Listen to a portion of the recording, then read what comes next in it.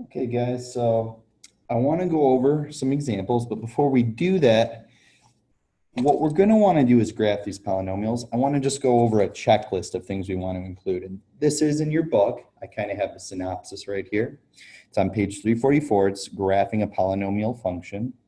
And what this tells us is we want to find the real zeros. That means we have the x-intercepts. Zeros correspond to x-intercepts as long as the zeros are real. We're also going to want to find f of 0, which that, of course, gives us our y-intercepts. So we want x-intercepts, we want y-intercepts. And finally, we want to make sure we have the correct end behavior, what's happening as we go towards negative infinity for x and positive infinity for x. And we want to know whether the graph crosses or bounces, or you can think of it as touches, at the x-intercepts. Okay, so that's what I'm looking for with these graphs. Okay, and just one last thing I want to kind of talk about is some important facts. If f is a polynomial function and c comma 0 is an x-intercept of the graph of f, then, so if we're given this x-intercept, that also means we know that c is a 0 of f. We also know c is a solution of f of x equals 0. And we also know that x minus c is a factor of f of x, in fact, a linear factor.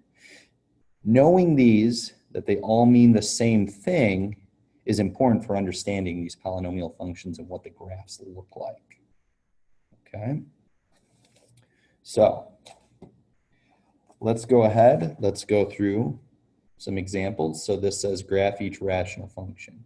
And what I'm going to do is I'm going to go through this checklist. So I'll put my important information up here. And the first thing I'm going to notice is what my end behavior is.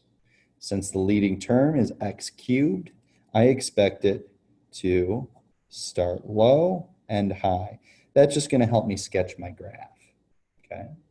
Now the next thing I'm going to look for, just because it's easy in this form, is my y-intercept. Because we know the y-intercept is when x is equal to 0, right? Essentially what f of 0 is. F of 0 is negative 15. So I know my y-intercept is going to be 0 comma negative 15. Okay, so I'll keep that in mind. Okay, so if I go down and I start looking at my graph, I can go ahead and I can put those on here. Now, I don't have negative 15 on here. I'll just put it somewhere down here. It's fine as long as I label it. Okay, so there's my y-intercept. And I know for a fact that this thing is going to start low and it's going to end high. Okay, so I'll go ahead, I will start low, something like this.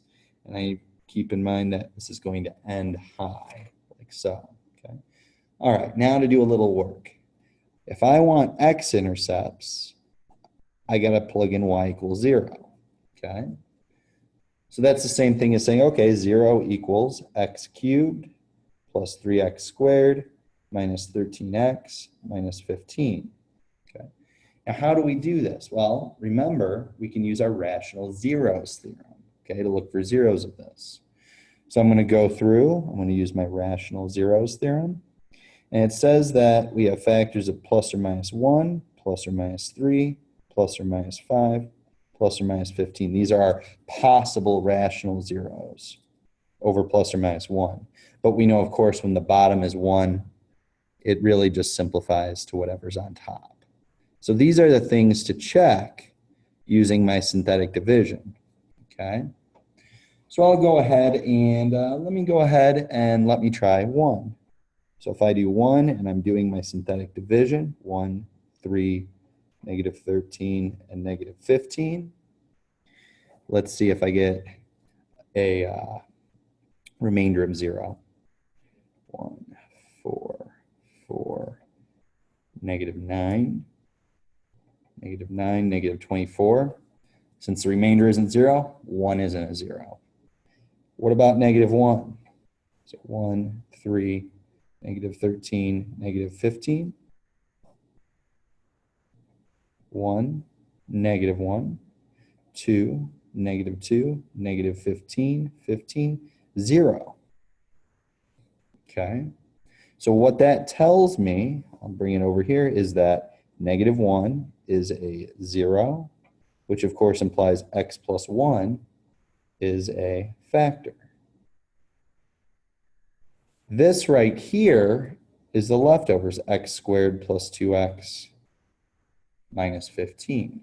So I can write this as f of x equals x plus 1 times x squared plus 2x minus 15, which I think I can factor that into an x plus 5, x minus 3.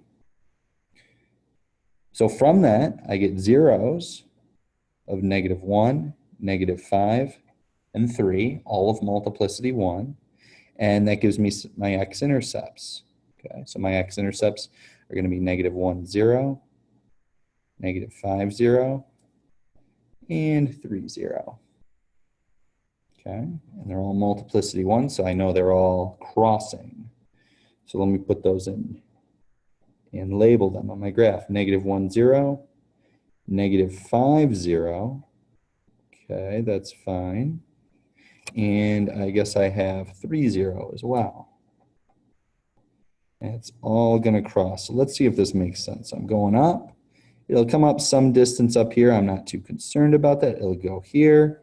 It's got to come down to hit this guy. It'll go back up. We know it's still crossing.